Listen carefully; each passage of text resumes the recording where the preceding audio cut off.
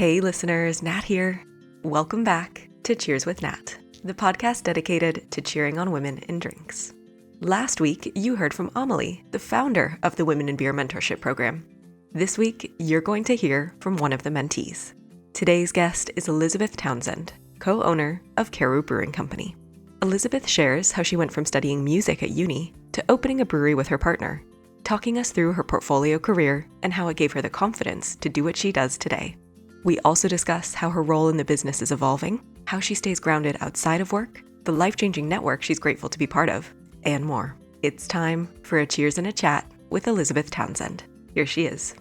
So I thought it would be very appropriate to bring our collab beer with Coal Beer, who are a fantastic new brewery based in Bootle, just up the road from where we are in Liverpool. We went to visit them a couple of weeks ago in February. It was a very cold day, nice sunny day, and we brewed this beer, which is a mountain IPA, which is a mix of two different styles, East and West Coast. It's deliciously hazy and it has really, really fruity hops from Crush. When we were talking to the owners, Vic and Mike, about what we wanted to brew, we were quite keen to use maybe like a newer hop style that we hadn't used in our brewery yet. So this is actually the first time I've been trying it because I tried to get it on draft last night, but it's sold out everywhere, which Oh, is well, that's a good amazing. sign. It's a Yeah. great thing. It's a great thing. So I have a can of it here. So yeah, this is the first time I've tried it. For us both to Yeah. try it. Okay, cool, exciting. And I haven't really had many mountain IPAs, to be honest, because it's that interesting mix, as you said, between East Coast and West Coast. So a bit of haze, bit of bitterness, and some really interesting hops. Yeah. So it's got Chinook in it as well. Oh, Um, classic. yeah. So it's yeah, I'm really excited to try it. Shall I open it? Yeah, go for it. Amazing. Thank you. There you go. Oh, you know what I'm thinking? Pineapple. Mm. Like I've just opened a little tin of tinned pineapple. We also thought it was kind of like maybe like a fizzy strawberries or lime sweets or something, Yeah. like a limeade. Yeah, Crush definitely I'm getting like candy vibes from. I've had it in a few other beers. It's very nostalgic. That's delicious. Proud of that one. Oh yeah, that's lovely. Because it's that funny thing where because we start thinking sweets, we think there's a bit of like juicy sweetness on the palate, but Sure. actually it's really not overly sweet. You've got the bitterness there. That's then with these fruity, juicy aromas. Yeah, very, very drinkable. And it's 4%. 4%. Yeah, Nice and sessionable. great ABV. Yeah. Good way to start the day, right? It is. It's, Like our juice for the it day. is, yeah. It's quite early in the morning. It's day 2 of Beer X, isn't it? So Yep. I think everyone's probably got a bit of a heavy head this morning. Little recovery beer. Yeah. Oh, how fun. Well, congrats. That's Thank lovely. you. And yeah, nice choice. Local, as you are not local to this area. So tell us a bit more about what your current role is in the drinks world and what your day to day looks like. So I co-founded Kerroo Brewing Company in the Isle of Man with my partner Nick. We have been trading for just over 2 years now. It was quite a long setup because we are not from the drinks industry. We were setting this up completely by ourselves. No investment, no previous experience. It was all a bit ridiculous, really. Nick, he has a long history of home brewing, so he really enjoyed brewing.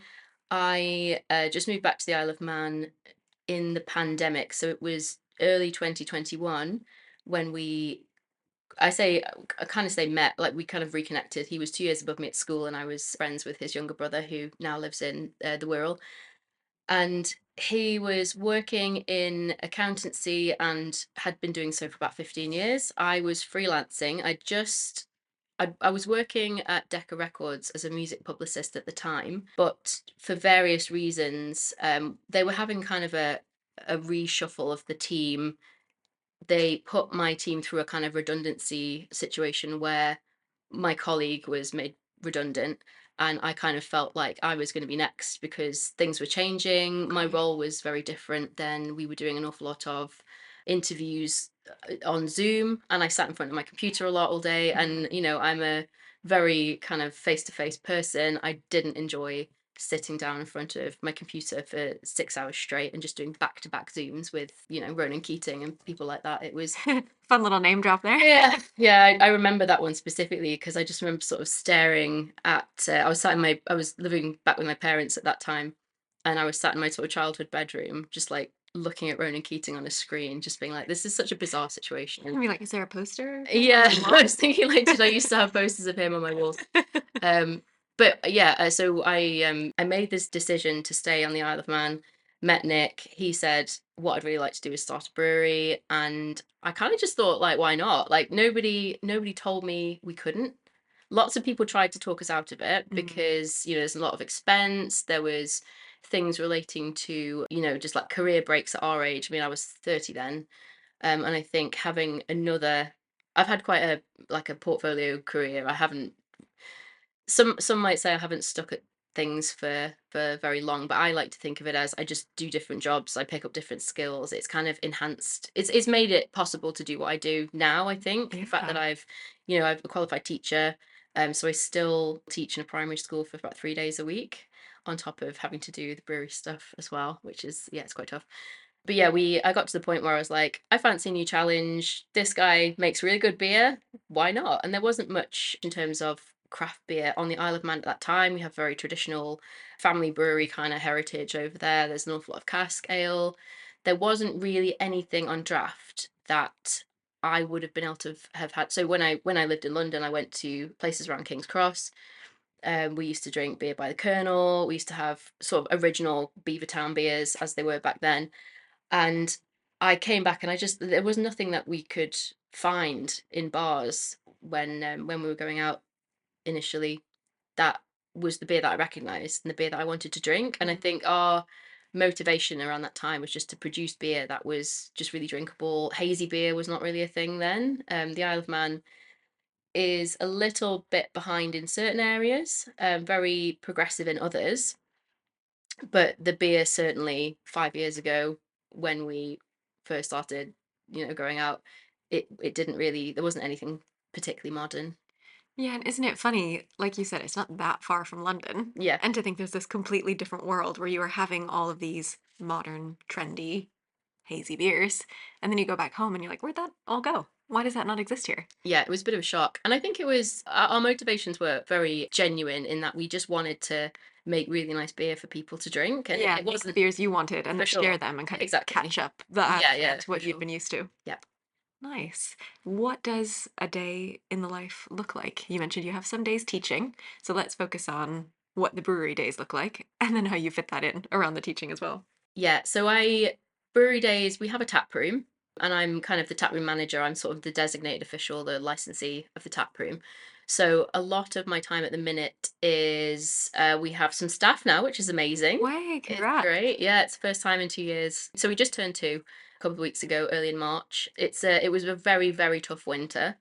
And I think we did have some moments we kind of thought, well, is the tap room really viable? Because our brewery's it's down the south of the island. It's kind of not a throughway. There's no passing trade necessarily. Okay, people need to be coming to For you. sure, Okay. yeah. And I think we're dealing at the minute with things like bus strikes, so there's no public transport, so people Oh, can't get down to the tap room.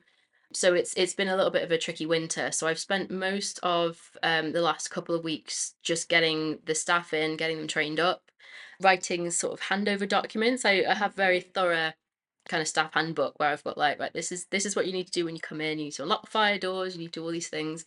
So I've been in a sort of transition period at the minute, just trying to get my lovely taproom staff members happy with their roles. I'm trying to make sure they're comfortable. Got them a pizza the other night when it was quite a cold night. So that's kind of what I'm focused on currently. And then hopefully that will mean that me and Nick have the ability to strategize, because we've started sending pallets away to wholesalers in the UK, which is a huge milestone for us. congrats. Thank you. It's we we struggle with costs on the Isle of Man. We have to get the freight over. It's weird because I'm literally looking at the stretch of water right now that we have to send our beer over, and it's the most expensive freight in the world by mile. Holy cow. So I spend a lot of time looking at different ways to minimize our costs when sending across the UK. So there's an awful lot of logistics in my role Hmm. at the minute. So Hmm. I'd like to have more of a detached view of the business and just be able to look at strategy, look at minimizing costs at the minute. Up until this point, it's been very much the day to day. It's been, opening the tap room, making sure we have enough beer, making sure that it's been very kind of like focused on the Isle of Man up to this point. And now I'm finding that actually when we start to talk to wholesalers, in the UK, and we speak to people about doing tap takeovers. Like, people are extremely receptive to it, and that's really exciting. So that's kind of what I'm doing day to day at the minute. You're starting to get to turn your attention outwards as Yes. opposed to having that inward Which is focus. great for my mental health as well, Yeah. because the Isle of Man is a great place. It's beautiful to visit. I think we're just at the point now where the weather's turned and hopefully the boats and the planes won't be cancelled. People can visit us. Speaking to quite a few people at BeerX this week, they were all saying like, "Oh, I'd love to come back. I'd love to come over. It'd be really nice to come and do a collaboration." And that's great. That's really nice to hear that people are interested and will make the effort to come and see us, because we can feel quite cut off sometimes, and that's why it's important to come to events and see people and get that kind of support from everyone else in the industry. Yeah. And I'm really embarrassed to admit this, but literally before we chatted, I had to Google where the Isle of Man was. I Everybody always say, like, living in America for too long, Americans have no sense of geography. I could name you all the 50 states, but nowhere else in the world.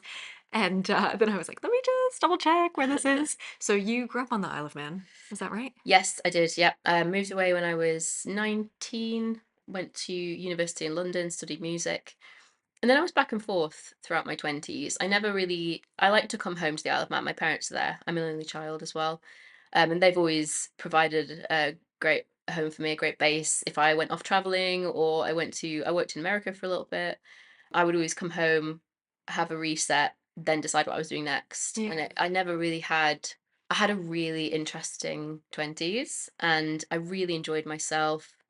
I had a very varied life, lots of travel with my job.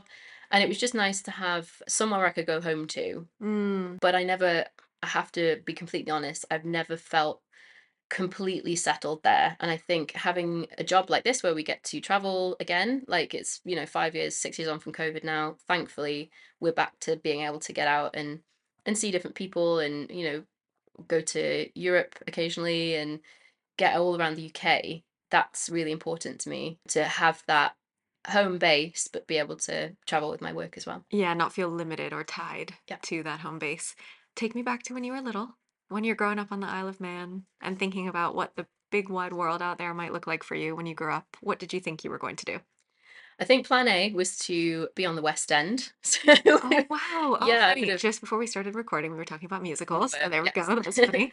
Yeah, so I would have, I think, I'm classically trained as a singer. So music was a huge part of my life until fairly recently, actually, when unfortunately, just because of how busy I've been with the business, I haven't been able to do quite as much. Yeah.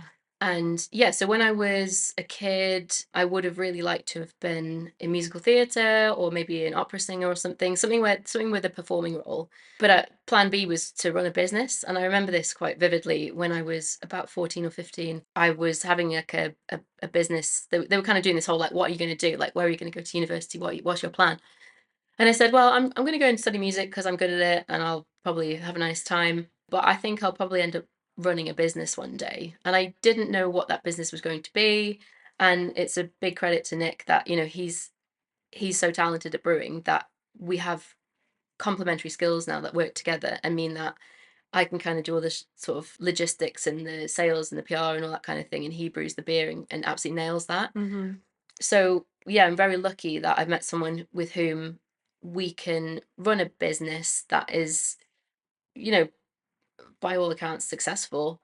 It has its issues, and we're constantly looking at the bank being like, oh, there's not enough money again, and looking at the direct debits going out. But yeah, I think running a business is something I'm good at. Should I say? Can I say that? I'm good at? Course, Yeah. yeah. If, I always think, because I had my attempt at running a business as well when I had my online beer school, virtual beer school during the pandemic, I found it really challenging to run my own business. So if you're able to do that and whatever your definition of success is, whether that's financial or fulfillment or whatever, as long as you're able to do that and you feel that you're being successful, of course, claim it, we need to do that more. I think so. So yeah, young Elizabeth would either have been doing something on the stage or running a business. What do you think made you want to run your own business when you were that little? Did your parents run their own business or yeah, okay. So you kind of Yeah, thought, "Oh, okay, my that's what it looks parents, like in the yeah, future." for sure. So my parents are both teachers. So this is going to sound extremely similar trajectory. They're both teachers. My mum's been retired for a little while now. My dad's still working part time. My mum had a sewing shop when I was a teenager. So it must have been around the same time when I was sort of 14 or 15. Okay. So I think I saw my parents doing that. They ran it together, seeing them do that, and they must have hidden a lot of the stresses from me, because I don't remember kind of feeling like it was a difficult time for Mhm. them, but I think retrospectively, it was quite a challenging thing for them. It's the same sort of thing as us, like they were running a niche business on a small island with a small population. Yep. We're quite lucky in that we're hospitality based, so it can appeal in theory to quite a large group of people. But yeah, having that, I guess having them sort of like quietly just sort of cracking on with what they wanted to do, having that inspiration, never being told you can't do something, or my parents would never talk me out of anything. They'd give me their opinion, and I might take it or I might not take it, but I appreciated that they also took risks, and I saw that. And even though it wasn't like a long-term business for them, having that there, I've never actually thought about that before, but yeah, I think that's what it was. Yeah, Yeah. knowing that they were also taking that chance to do what they wanted. Yeah. I love that. Thinking about kind of how you got to where you are. And I also think we were chatting about this before too. You definitely have come into the world of beer with a presence, with a force. People are noticing you guys, and that's why I was so keen to chat, thinking you've only been doing this as your business for 2 years, but you're really making an impact. And of course, you want to have your beer get known. And if we aren't even knowing, apologies, where the Isle of Man is, I need a bit of help to make sure I'm paying attention to the beer scene out there. But I think, or I wonder, shall I say, do you think your interest in performing has made putting yourself out there a little bit easier? Or perhaps combining with your experience as a publicist? I don't know if it's both of those hats. Because a lot of folks are scared to shout about their new business. And it seems like you feel, well, A, you know that there's a need, but B, it seems like you feel pretty confident doing so. Would you agree? Or are you just really good at putting out those confident vibes? I doubt myself every day. Like every day I question like what the hell we're doing.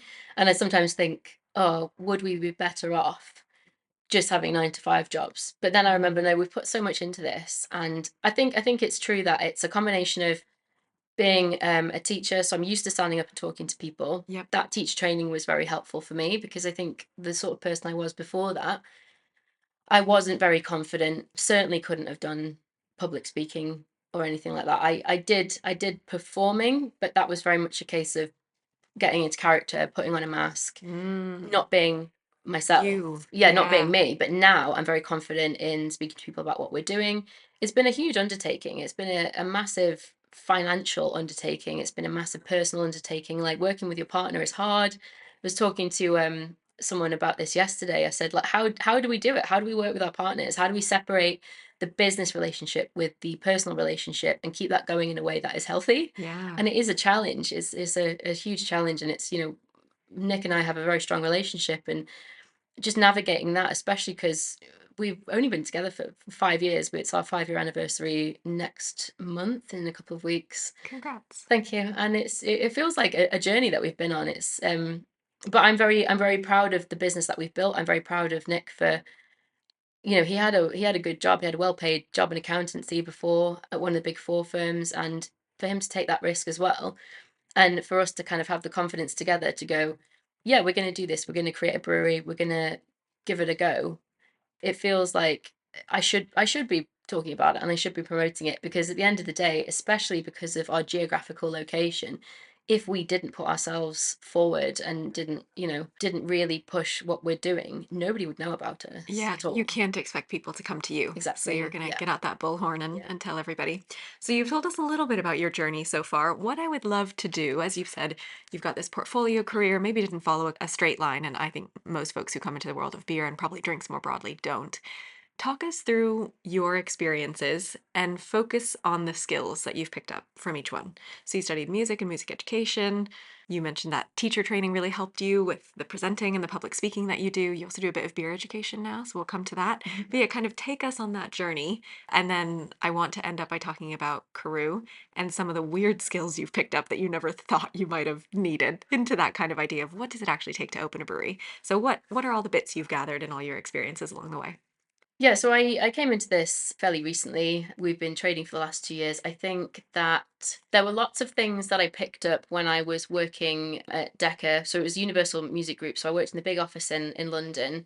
That was the kind of the best training I had in terms of not panicking, I think, and being confident that things will be fine. You know, I was working with very kind of like high profile celebrities, and they were generally really lovely people, but you know, when you're dealing with like live television and press, like I was talking to someone about this the other day. You could ruin someone's career as a publicist if you get them to do the wrong interview or you don't prepare them enough.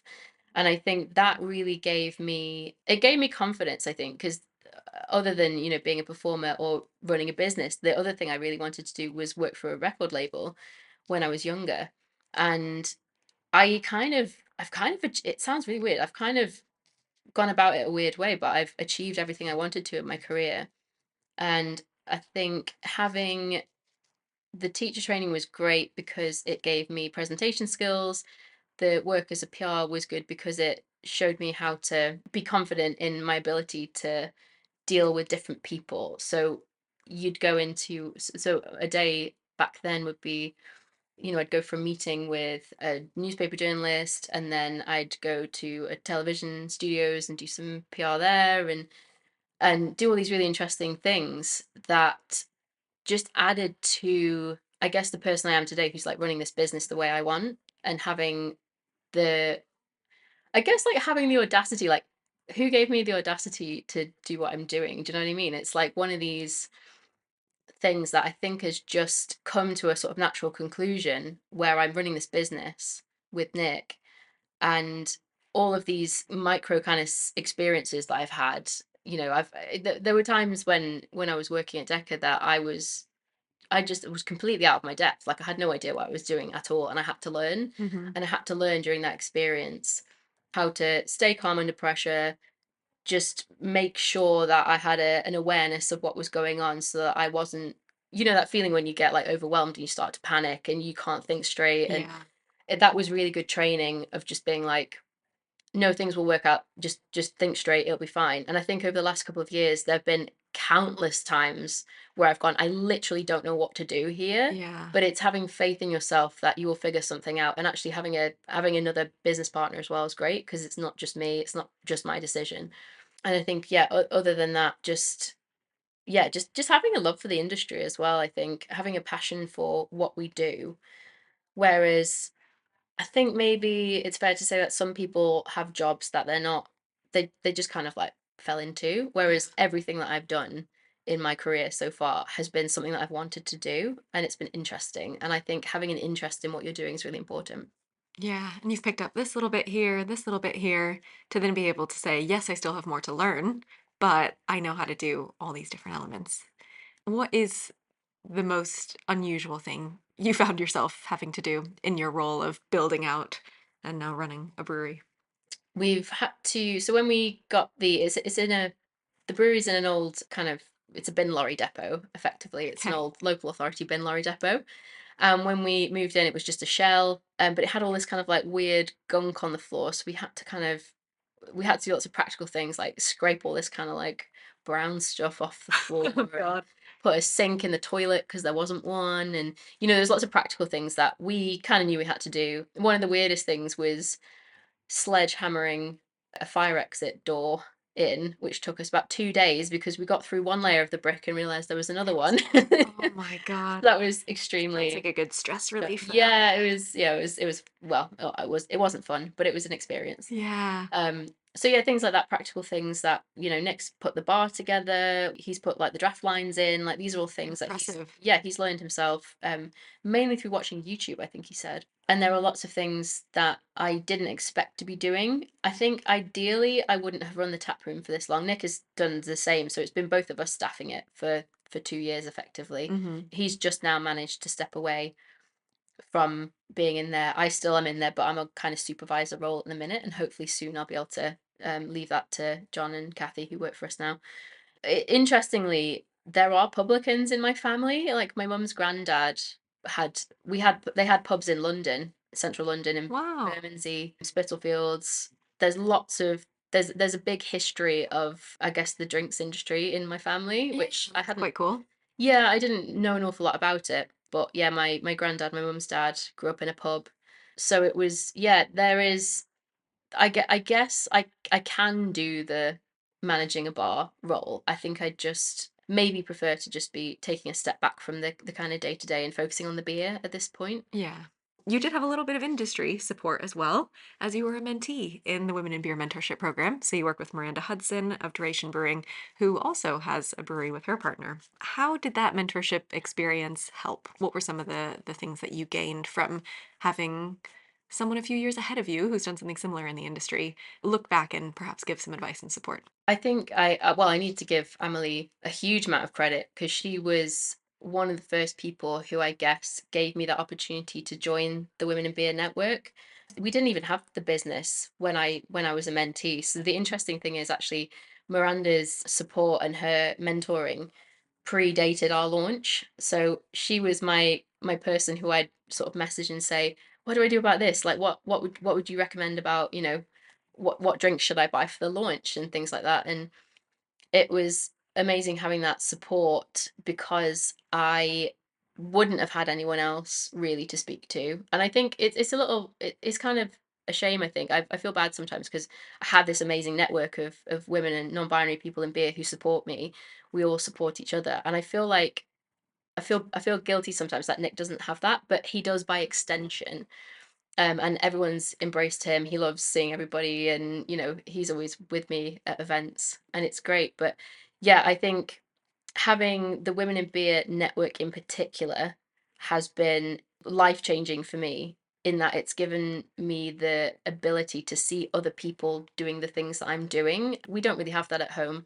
Most of the breweries at home are, well, all of the other breweries are led by men, which I guess you'd expect, would you? Can we say that? Yeah. Yeah. Very, Yeah. beer is seen as very male dominated because it is male Yeah. dominated. There are a lot of us women here and we're trying Yeah. to increase our representation. But yes, it is still largely run by men, brewed by men. Yeah. So the Women in Beer group, and also one of the amazing things we did recently was a collaboration with Track Brewery in Manchester for International Women's Day, Very which cool. was awesome. We went to brew a beer with them and their team, and we spoke a bit about our journey into beer. One of the first events I went to was a International Women's Day brew day with them 3 years ago. Again, when I didn't have the business up and running, I kind of went along and just had a really nice day, met some incredible people on that day who I'm still good friends with now. So it was one of those full circle moments where we found ourselves back in track, talking to everybody about our brewery now, which was amazing. And last time I was there, it was, oh yeah, we're opening this brewery soon. I don't know when, and Mhm. I've still got all these things to do and all these hoops to jump through.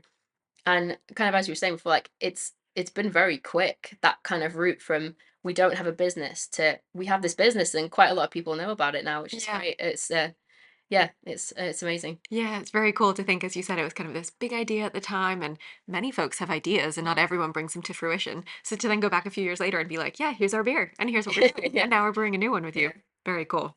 So your business was shortlisted for Best New Brewery at a few awards last year, which is a nice thing to kind of It's get very that nice. feeling, to be able to get that recognition. And you personally were noted as highly commended in the inaugural Women in Beer Awards for Entrepreneur of the Year last October. Congratulations. Thank you. How did it feel to get that recognition? What was really nice actually at the Women in Beer Awards is my cousins were there. So my family, my mum's family, as I said, is from London. All my cousins live there now, pretty much, live southeast kind of way.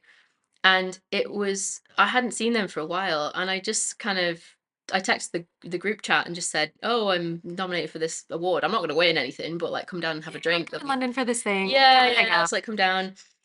So I really, really wasn't expecting any kind of recognition there at all. So to get a kind of highly commended special award was lovely. And I guess it is. I don't really consider myself an entrepreneur. The business network at home, they're very kind of, oh, I'm an entrepreneur. I have a digital finance business and all this kind of thing. And I miss out on all that kind of stuff because I'm at work. Like we Mm, work so hard. And I can't take myself out of what we're doing a lot of the time and look in and go, oh, actually, like that is quite entrepreneurial. Like I don't have that time or that headspace to kind of recognize what we're doing because I'm too busy working. So actually having the opportunity to see what other people see and recognize that we're doing something a bit unusual maybe, and having that, yeah, it's a nice sense of achievement, I think. Yeah. How do you think about what you do then? If you were to describe your role, if you don't think about yourself as an entrepreneur? I just work in beer, I think. There are lots of things about the industry that I really like. I like the social aspect of it. Day to day, I'm in a primary school a lot of the time, Mm, and I just you know very different, like code switching there it between, is, it yeah, is, yeah, and your primary school teaching self and then your brewery co-founding for self. sure, yeah, and it's funny because the primary schools that I teach at are in our village, so I see a lot of the same kids that come in the tap room. I see a lot of the same parents, teachers. They're all customers, and it's nice. It's really nice to have that local support.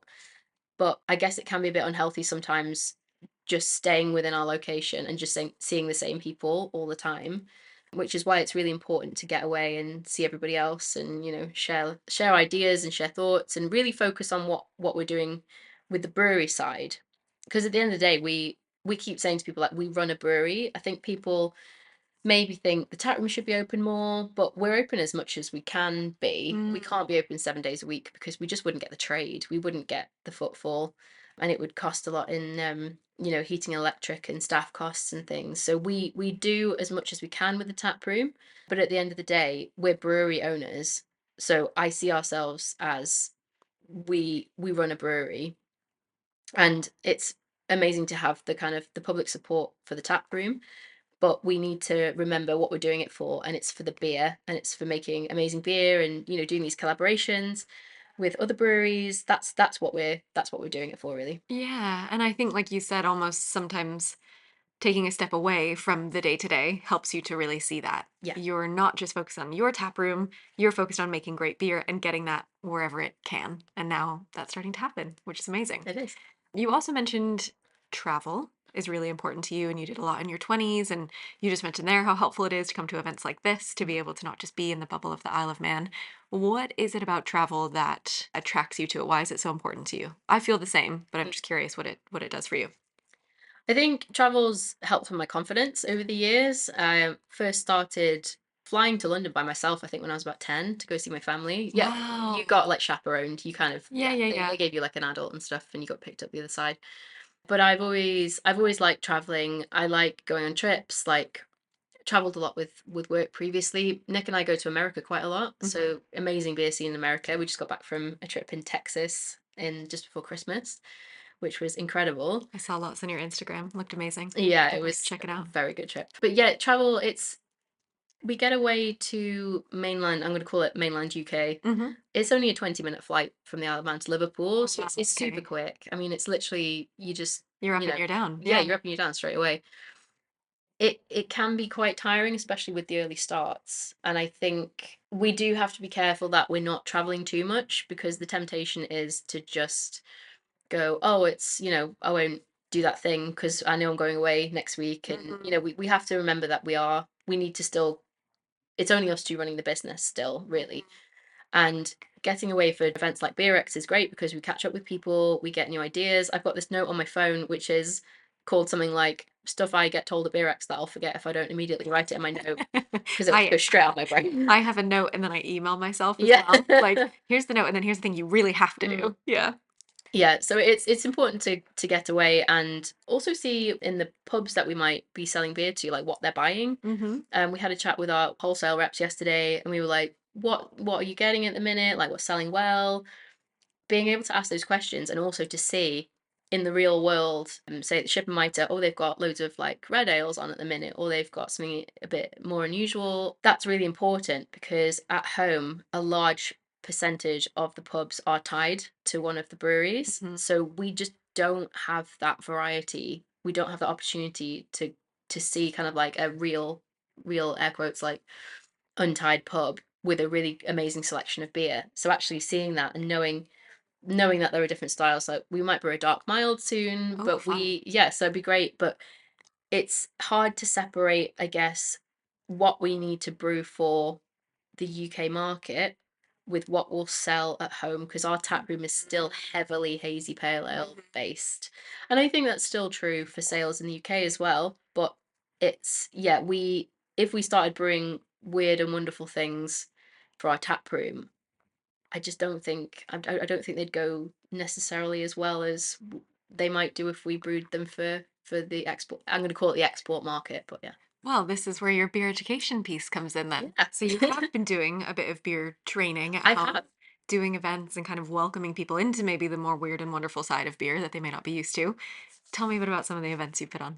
So, firstly, it was WSCT level 1 led by you. That was the first introduction as part of the Women in Beer mentorship scheme, wasn't it? I Yep, think, all yeah. mentees get access to the course. Yes, Yeah, a and I'm couple of very years ago. lucky to get to teach them because then I get connected with you all too, which is Yeah. really fun. No, it was great. So we did that up in Edinburgh, and I really loved that. I just had a great day, and I thought, well, I don't know if the level 2 existed then, maybe, or it was about to be launched or something. Yeah, it was live, but we, as part of the mentorship program, were only doing the level 1 at the Yeah, time, hoping to get level 2 out to folks too. amazing. So I did the level 2 just before Christmas last year. Went down to London for the intensive course. I had shingles at the time from stress. I've had that So too. did you? Yeah, back when I was in university. Oh Oh. gosh, so you're not feeling your best, but you knew you wanted to get loads out of the course. Yes, and I did, and it was great. And I found it really interesting, and it was nice to connect with the other people on the course. But I like to learn about things because then it helps us inform the customers who come in the tap room. We can talk about beer in a way that helps people to access it. I think one of the best workshops I ever did was last summer. We had a group of women who were part of like a ladies network, kind of a girls network at home. They do lots of different things, so they go for like painting workshops, and Ailish, who's the organizer, said, "Can we come and do like a beer event?" And I was like, "Yeah, of course, that'd be amazing." And there were about 30 of them. They came down, and I found that one of my ways into beer was through sours. So I Mhm. went to the supermarket, I bought loads of Vault City sours, lots of different ones, and I brought them down, and I said, "Start with these. Like, if you don't drink beer, just start with these." And they were like, "Oh, that's really nice. It tastes like a cocktail, or it tastes like this." And I was like, "Great. We're like, I've got them. Like, we're in." Yeah.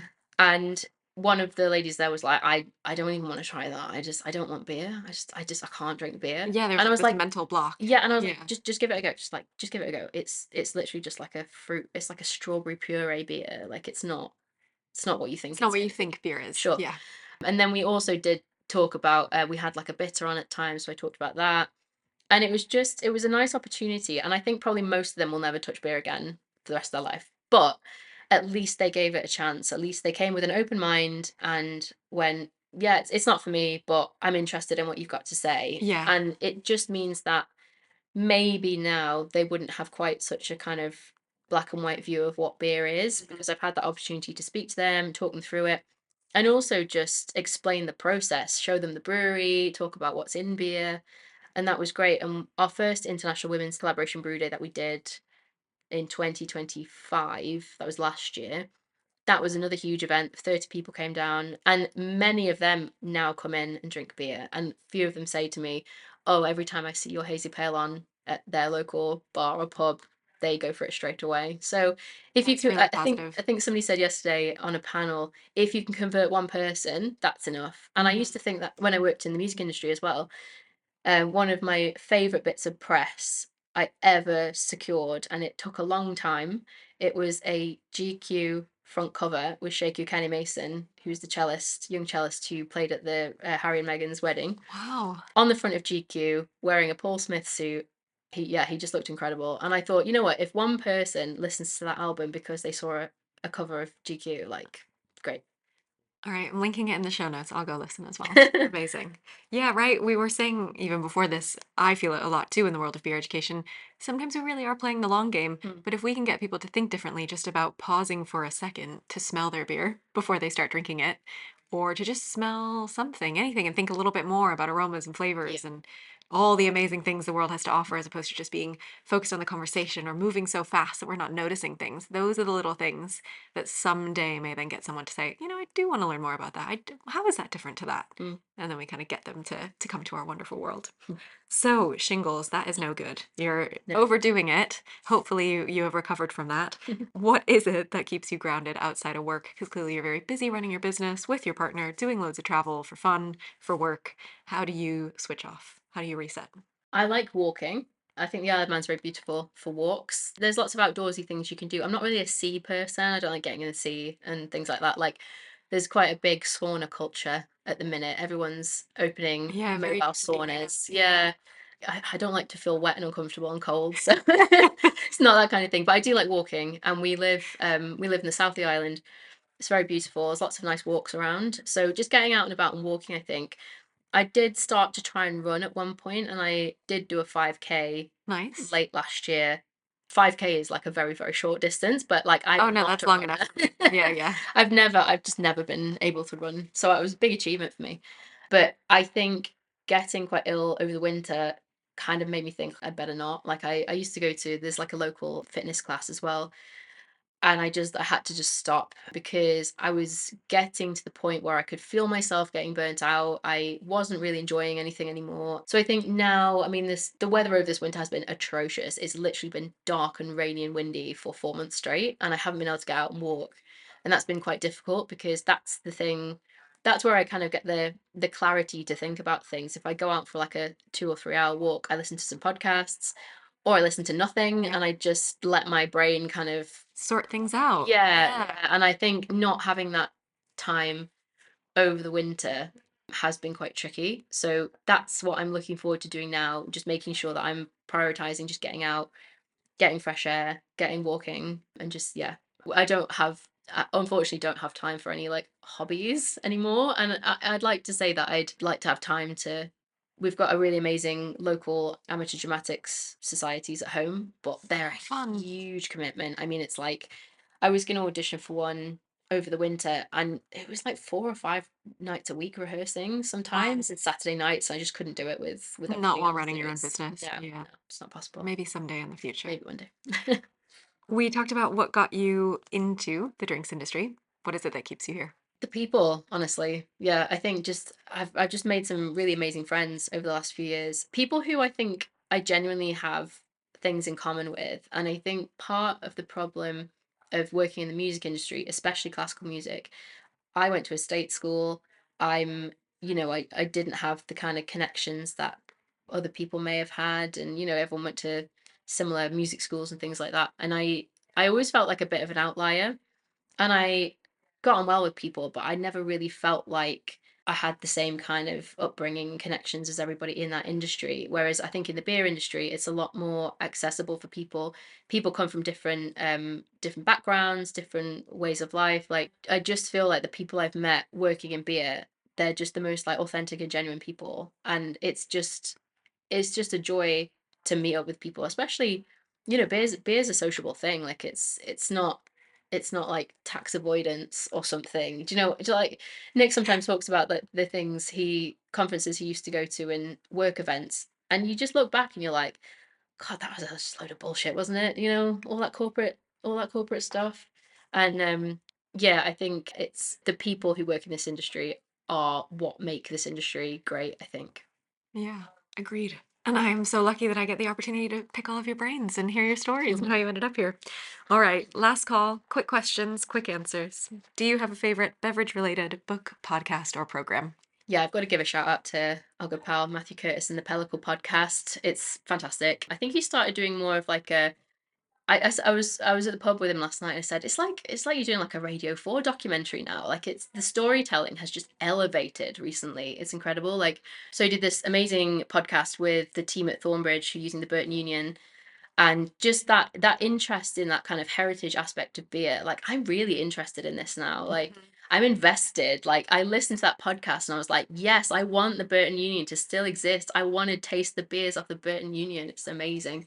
So yeah, he puts an awful lot of effort into that, the Pellicle podcast, and I'm one of the OG listeners. I think I've listened to all of it. Oh, nice. Well, I'll link to that episode. I Yeah, haven't listened to the one about the Burton Union, but there's one with you and Nick, there's so also we'll one link with to me that and as Nick. well. So Got to link listen to to that that. to prepare for this. What are you streaming or reading at the moment? We'd nearly finished Ozark. Oh, okay. I love Jason Bateman. I flick between Arrested Development for like a little bit of light-hearted nonsense, Yeah. and then Ozark, and it's like the Night and dichotomy. day. Like Yeah. Jason Bateman is like a crime boss, and And then, yeah, as a Bluth, it's great. Yeah, I nearly finished Ozark now. So I think we're about 4 episodes away from the end. So I'm looking forward to going and finishing that. Nice. Dream drinks destination you want to visit? I'd quite like to go to Germany and drink good lager in Germany. I last went to Germany. I went for a work trip. I think it was literally like an in and out one day. I went to Berlin Oh, for an fun. event. Yeah, but I don't remember. I don't think I drank any beer there. So I'd like to go to Germany on a really nice trip. Maybe go like camping or something and just get around the breweries. Bamberg. I used to work with the Bamberg Orchestra. Oh, cool. And I'm not a massive, is it the Rausch beers from, Yeah. yeah, that region? I'm not a massive fan of those, but They I'd do like other to, beers, yeah. yeah, I'd like to give that a go Yeah. at the source. It's really amazing. Been to Bamberg twice, Nice. and the beer is quite different, fresh versus how we get it. Yeah. So yeah, I would recommend. Celebrity or person? I said this to Amélie, and she's like, I'm not really into celebrities, so I figure I need to change this question. But is there someone you'd like to share a drink with? I've been really enjoying Jessie Buckley's awards season. I watched Hamnet recently. Yeah, I had to give myself a little moment after I finished watching it and just be like, what was that? Like, it was such an incredible movie. It was a performance that just like defies any kind of, wasn't even sure what I was watching. Like, she's so incredible in that film.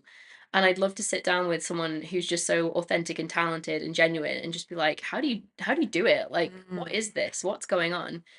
So yeah, she's I think similar age to us, and like she'd just be a really amazing person just to sit down and be like, congrats, like what the hell? This is Yeah. so good. And you could ask about all her musical theater Yeah, experience exactly. as I feel like well. she'd be really good chat as well. Yeah, Yeah. I'm one of the very lucky people Hmm. who I didn't really know who she was at the time, to be honest. And I love the musical Cabaret. Yeah, And she opened the yeah. revival in London with That Eddie would have been Redmayne. amazing. So I got to go and see it. Oh my God. I'm literally giving myself goosebumps Yeah, thinking about it. She was so amazing yeah, as Sally Bowles. yeah. And now here she is winning all these awards. Incredible. So I need to see Hamnet. I haven't Yeah. seen it yet. If you could only drink one beverage other than water for the rest of your life, what would it be? Coffee. I'm very wet that I've Amelie not had said the one yet. same. Yeah. I'm expecting everybody to say beer in the world of beer, and they're like, nope, I No, think my coffee. coffee. Yeah, I get like a migraine if I don't have a daily coffee. Well, Um, at least you're only on one a day. That's not too bad. yeah, yeah, I just need one a day. It's not like 10. Yeah. Yeah, coffee's great.